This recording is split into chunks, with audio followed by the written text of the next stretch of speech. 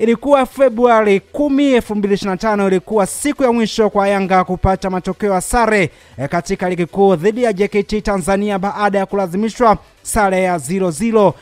Hivyo ilikuwa msimu uliopita 2024-2025 ambapo miamba hiyo ya Jangwani iliibuka mabingwa Tanzania bara kwa mara 4 mfululizo. Imechukua siku 232 Yanga kupata matokeo kama hayo dhidi ya Mbeya City kwenye uwanja wa Sokoine jijini Mbeya leo Jumanne Septemba 30.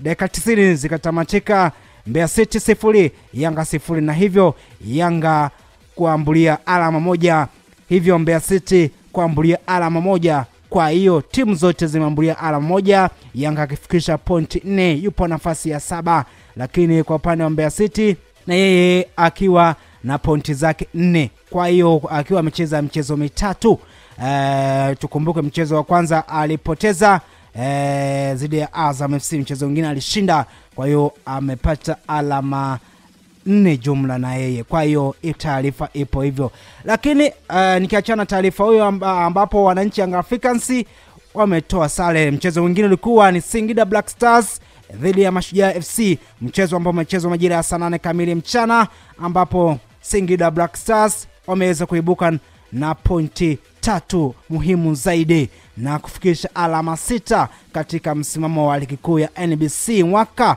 2025-2026, wakiwa wanaongoza msimamo wa ligi kuu ya NBC wakiwa na pointi zao 6 muhimu kabisa. Lakini tukiachana na hizo sasa, kesho maafande JKT Tanzania watakuwa wanaalika wakamkate wa jiji la Dar es Salaam. Tunazungumzia Azam FC ambapo mchezo utachezwa majira ya saa 12 kamili jioni, mchezo wa kwanza katika uwanja wa Meja Jenerali Samuyo kuchezwa usiku. Kwa hiyo JKT Tanzania watacheza majira ya saa 12 kamili jioni katika uwanja huo. Kwa hiyo tutakuja kuangaza kwa siku ya kesho namna ya matokeo yatakavyokuwa. Bado tuna muda wa kuyazungumza sana, lakini tukiachana hapo, saa 2:15 siku ya kesho, nyama mkali wa mwituni Simba Sports Club watakuwa na unguruma katika uwanja wa Benjamin Mkapa majira ya saa 2:15, ambapo watakuwa wanawaalika wauaji wa Kusini na Mungu FC kutoka kule mkoani Lindi